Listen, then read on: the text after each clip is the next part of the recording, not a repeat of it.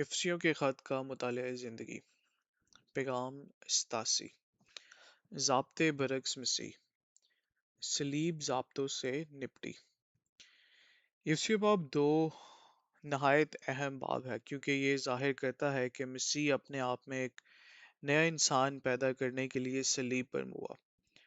نئے انسان کے وجود میں آنے کے لیے لازم تھا کہ وہ شریعت جس کے حکم ضابطوں کے طور پر تھے موقوف کی جائے۔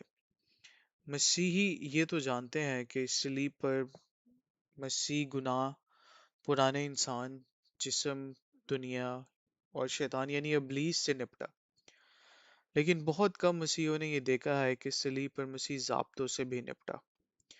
یہ سمجھنا قدرے آسان ہے کہ مسیح کی صلیب گناہ سے نپٹتی ہے، یہ جاننا بھی آسان ہے کہ پرانا انسان اور جسم ایسے مسائل ہیں جن سے صلیب نپٹتی ہے۔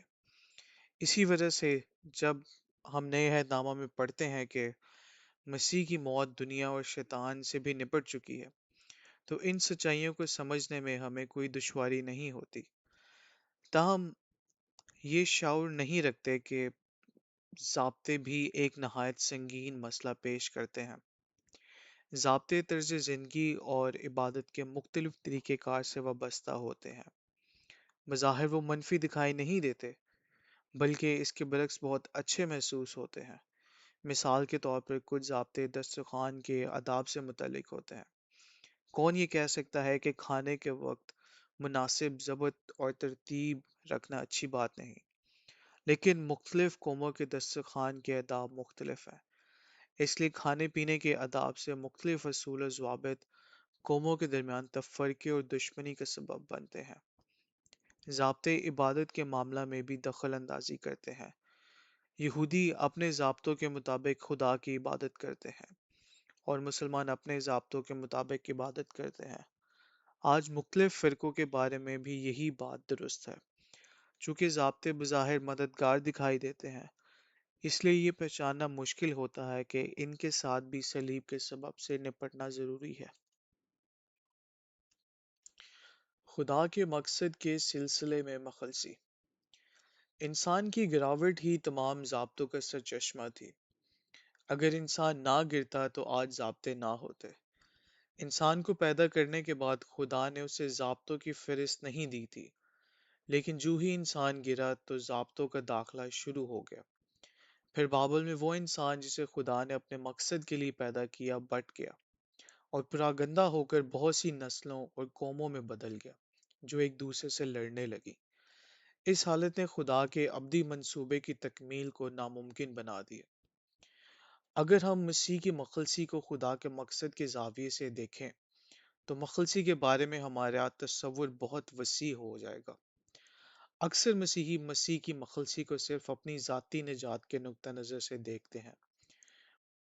انہیں خدا کے مقصد کی تکمیل سے کوئی خاص سروکار نہیں ہوتا، بلکہ ان کی فکر بس یہ ہے کہ وہ جہنم سے بچ جائیں اور آسمان میں ابدی زندگی کا یقین حاصل کر لیں۔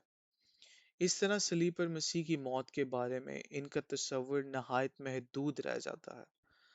ہمارے لیے یہ بات نہایت ضروری ہے کہ ہم دیکھیں کہ خدا کا ازلی مقصد یہ ہے کہ وہ اپنے آپ کو انسان میں انڈیلے، انسان کے ساتھ ایک ہو جائے تاکہ انسان کے وسیلہ سے اپنا اظہار کرے۔ لیکن شیطان نے انسانیت کو مختلف قوموں میں تقسیم کر کے جو ایک دوسرے کے خلاف جنگ کرتی ہیں، خدا کے مقصد کی تکمیل کو ناکام بنانے کی کوشش کی۔ مسیح گرے ہوئے انسان کو مخلصی دینے آیا تاکہ خدا کا مقصد پورا ہو، نہ محض اس لیے کہ ہم جہنم سے بچ جائیں اور آسمان پر جانے کا یقین حاصل کریں۔ تفرقے میں پڑی انسانیت کو مخلصی دینے کے لیے مسیح صلیب پر ہوا تاکہ ہر منفی چیز سے نپٹا جائے جن میں ضابطے بھی شامل ہیں۔ صلیب پر مسیح نے زندگی اور عبادت سے متعلق تمام ضابطوں کو موقوف کر دیا، یعنی وہ قوانین جنہوں نے قوموں کو ایک دوسرے سے جدا کر دیا۔ خدا کو کسی ضابطے کی فکر نہیں، اس کی فکر صرف یہ ہے کہ ہم ایک ہوں اور مسیح ہمیں تشکیل دیا جائے۔ مسیح نے تمام ضابطوں کو اس لیے موقوف نہیں کیا کہ ہم آسمان پر چلے جائیں یا محض روحانی یا فاتح بن جائیں۔ اس نے ضابطوں کو اس لیے موقوف کیا تاکہ وہ اپنے آپ میں ایک نیا انسان پیدا کرے۔ اس نے نئے انسان کو نہ صرف اپنے آپ میں بطور حلقہ اقتدار بلکہ بذات خود اس کا حقیقی عنصر ہوتے ہوئے بھی اپنے آپ میں پیدا کیا۔ ضابطوں کو موقوف کرنے اور یہودی اور غیر قوموں کے ایمانداروں سے ایک نیا انسان پیدا کرنے کے سبب سے مسیح نے صلح کرا دی۔ اب مختلف قوموں کے لوگوں کی مسیح میں صلح ہو گئی ہے۔ مسیح میں افسیوں باب 2 آیت 11 اور 12 میں پلوس ہمیں ہماری اس وقت کی حالت یاد دلاتا ہے جب ہم مسیح سے جدا تھے۔ ہم اسرائیل کی سلطنت سے خارج، وعدے کے عہدوں سے ناواقف اور نا امید اور دنیا میں خدا سے جدا تھے۔ ہمارے پاس نہ کوئی ہدف تھا اور نہ ہی خدا۔ لیکن ایک دن خدا نے ہمیں بلایا اور ہم نے خداون یسوع کے نام کو پکار کر اس کی بلاہٹ کا جواب دیا۔ جب ہم نے ایسا کیا تو خدائے سلوس ہم میں داخل ہو گیا۔ خواہ ہم جہاں کہیں بھی جائیں، حتیٰ کہ اگر ہم خداون سے بھاگنے کی کوشش کریں یا اس پر ایمان رکھنا چھوڑ دیں، وہ پھر بھی ہمیشہ ہمارے ساتھ رہے گا۔ یہ کیسی عجیب اور شاندار بات ہے کہ ہم مسیح کے ساتھ اس طرح جڑ گئے ہیں۔ تاہم اگرچہ ہمارے تجربے میں یہ بات ہمیں خوشگوار نہ لگے، لیکن ہم اس سے الگ نہیں ہو سکتے۔ ہم اسے چھوڑنے کی کوشش کر سکتے ہیں، لیکن وہ ہمیں نہیں چھوڑے گا۔ نجات یافتہ ہونے کے ناطے ہم مسیح میں ہیں۔ وہی ہمارا حلقہ اقتدار ہے، وہی ہمارا سرچشمہ۔ ہم جو پہلے خدا سے اور ایک دوسرے سے دور تھے، اب مسیح یسو میں مسیح کے خون کے سبب سے نزدیک ہو گئے ہیں۔ جیسا کہ آیت 14 میں لکھا ہے کہ وہی مسیح جو ہماری صلح ہے، اس نے ہمیں ایک کر دیا اور جدائی کی دیوار کو جو بیچ میں تھی ڈھا دیا۔ اس نے ہمیں ایک تن بنا کر خدا سے ملایا اور آ کر ہمیں صلح کی خوشخبری دی۔ اس کا نتیجہ یہ نکلا کہ اب ہم پردیسی اور مسافر نہیں رہے، بلکہ مقدسوں کے ہم وطن اور خدا کے گھرانے کے ہو گئے۔ اگرچہ مسیح ہمارا حلقہ اقتدار، ہمارا سرچشمہ اور ہماری صلح ہے، اور اگرچہ اس نے ضابطوں کو موقوف کر دیا، لیکن پھر بھی بہت سے مسیحیوں نے کچھ ضابطوں کو پکڑ رکھا ہے۔ وہ اپنی مشق میں مسیح سے زیادہ ضابطوں کی فکر کرتے ہیں۔ بہت سے مسیحی مسیح کو نظر انداز کر کے انہی ضابطوں پر توجہ مرکوز رکھتے ہیں جنہیں اس نے صلیب پر موقوف کر دیا۔ یہ کتنی افسوسناک حالت ہے۔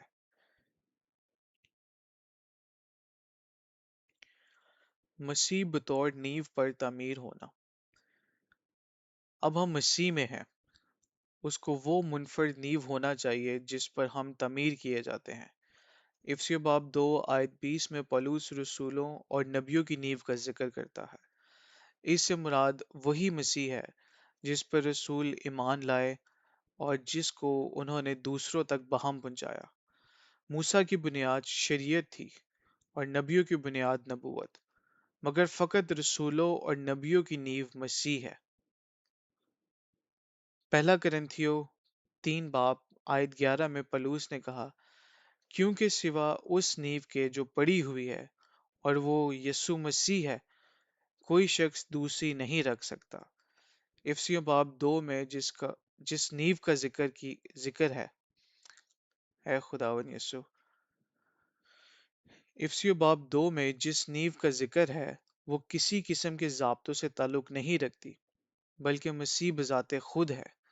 یہودیت کی نیو سبت، ختنہ اور کھانے پینے کے ضابطوں پر مشتمل تھی، لیکن جب رسول خدمت کے لیے نکلے تو ان کی رکھی ہوئی منفرد نیو زندہ مسیح تھا۔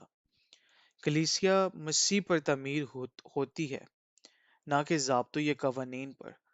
لیکن آج تمام فرقوں نے مسیح کے ساتھ ساتھ کوئی اور نیو بھی ڈال رکھی ہے۔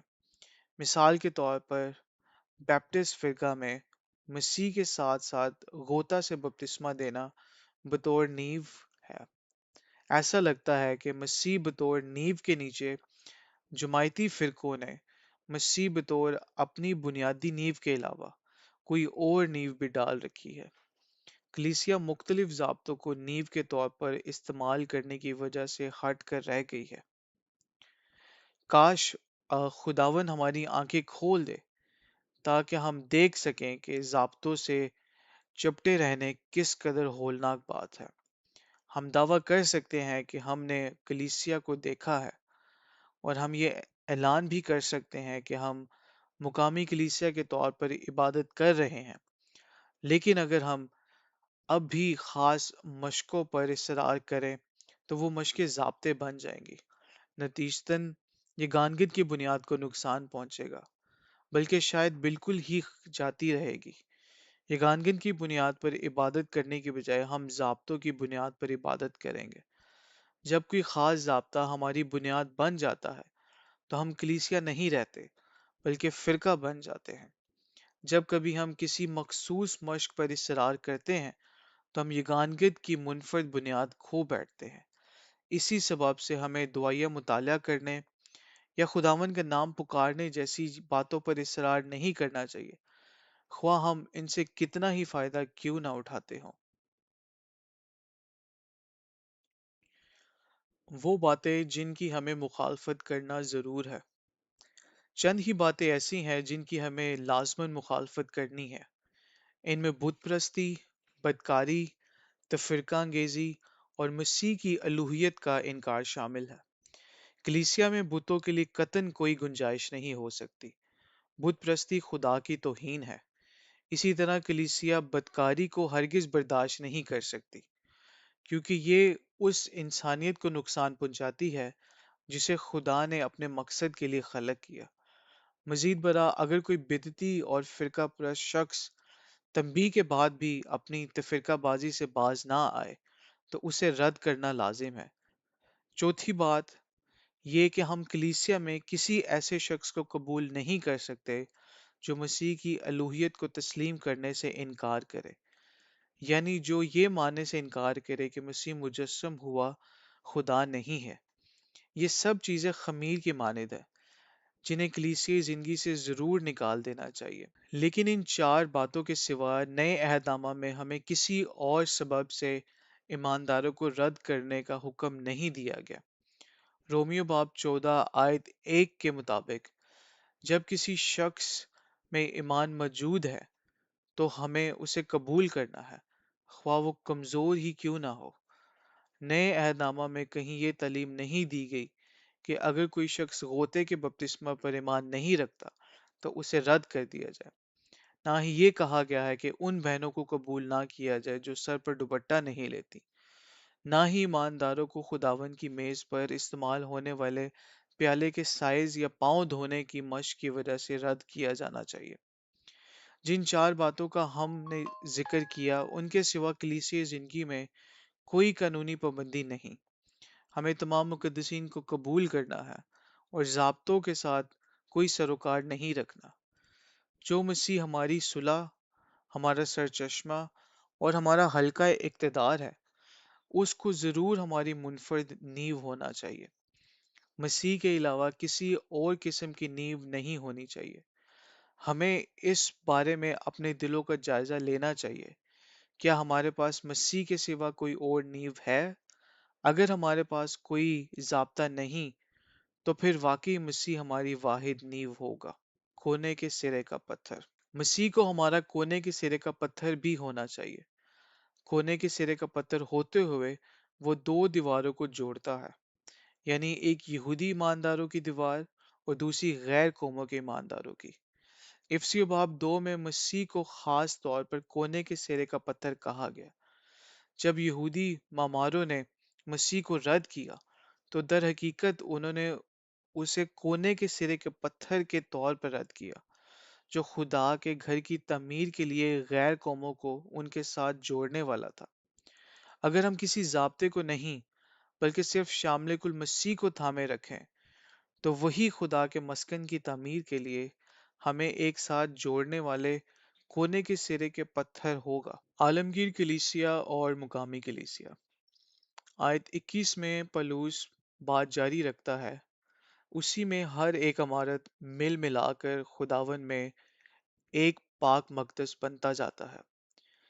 مسیح میں جو کونے کے سرے کا پتھر ہے، ہر ایک عمارت جس میں یہودی اور غیر قوموں کے ایماندار دونوں شامل ہیں، مل ملا کر ایک پاک مقدس بنتا جاتا ہے۔ یہ مقدس عالمگیر کلیسیا ہے، جیسا کہ ہم دیکھیں گے۔ آیت 22 مقامی کلیسیا کی طرف اشارہ کرتی ہے۔ مقامی کلیسیاؤں کو خود مختار رویہ اختیار نہیں کرنا چاہیے اور نہ ہی ایک دوسرے سے کٹ کر رہنا چاہیے۔ اگر ہم خود مختارانہ رویہ اپنائیں تو ہم مقامی کلیسیا کی بجائے مقامی فرقہ بن سکتے ہیں۔ کائنات میں مسیح کا صرف ایک ہی بدن ہے۔ اگر ہر مقامی کلیسیا مسیح کے ایک الگ بدن ہو تو اس کا مطلب یہ ہوگا کہ مسیح کے بے شمار بدن ہیں۔ چاہے مقامی کلیسیا کی تعداد کتنی ہی کیوں نہ ہو، مسیح کا بدن پھر بھی ایک ہی ہے۔ اسی سبب سے مقامی کلیسیا کو مل ملا کر ایک ہی عالمگیر مقدس بنتے جانے کی ضرورت ہے۔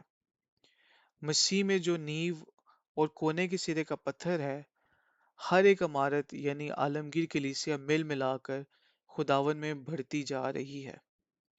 بعض لوگ جو مقامی کلیسیا کے بارے میں خود مختاری کا رویہ رکھتے ہیں، شاید وہ مکاشفہ باب 2 اور 3 میں مذکور 7 کلیسیاؤں کے باہمی اختلافات کی طرف اشارہ کر کے اپنے اس رویے کو جائز ٹھہرانے کی کوشش کرتے ہیں۔ تاہم حقیقت یہ ہے کہ ساتوں کلیسیائیں 7 سونے کے چراغ دانوں کے طور پر فطرت، جوہر اور نمونے کے اعتبار سے ایک جیسی ہیں۔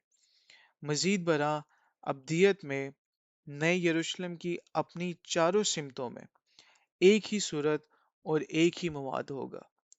مقامی کلیسیا کو تنظیمی صورت نہیں دینی چاہیے، لیکن اگر سب کلیسیاں صرف مسیحی کو تھامے رکھیں تو وہ مل ملا کر خدا کی عالمگیر عمارت بن جائیں گے۔ فرض کیجئے کہ کسی جگہ کی کلیسیاں یہ رویہ اختیار کریں کہ وہ خود مختار مقامی کلیسیاوں کی حیثیت سے اکیلے ہی آگے بڑھنا چاہتی ہیں اور وہ دوسری کلیسیاوں سے کوئی واسطہ نہیں رکھنا چاہتی۔ خداون کی نظر میں وہ مقامی فرقے بن سکتی ہیں۔ تمام کلیسیا کو چاہیے کہ وہ مسیح کو تھامے رکھیں اور مل ملا کر خداون میں ایک پاک مقدس بنتی جائیں۔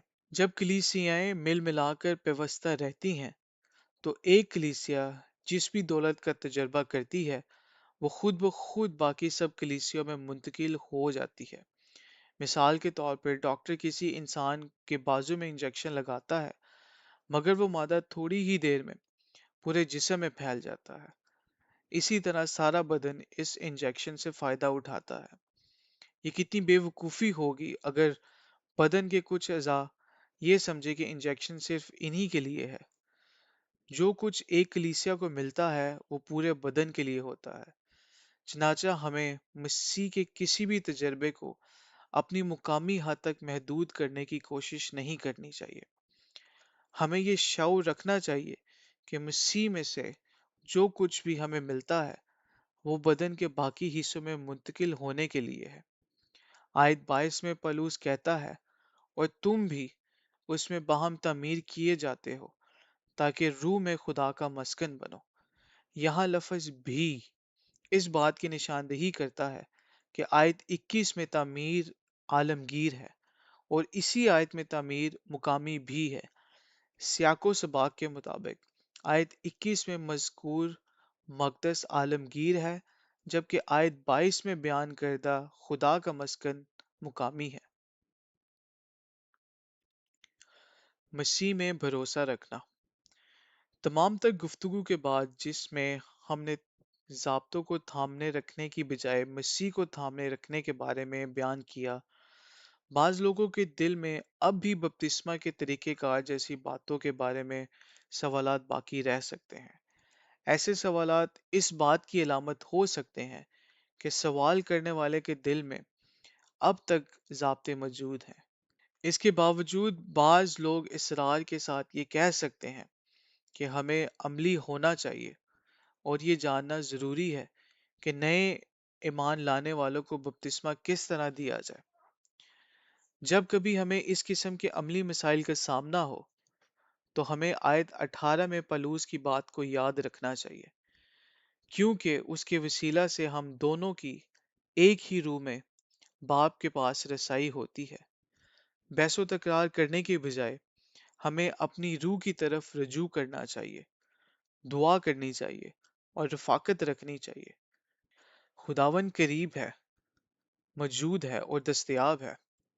اگر ہم خلوص دل سے اس کی رہنمائی کے طالب ہوں، اور وہ یقیناً ہماری رہنمائی کرے گا، اور ہم جان لیں گے کہ مختلف عملی معاملات کو کس طرح سنبھالنا ہے، میں گواہی دے سکتا ہوں کہ برسوں سے خداوند یسوع ہمارے لیے نہایت حقیقی، قیمتی، موجود اور دستیاب رہا ہے۔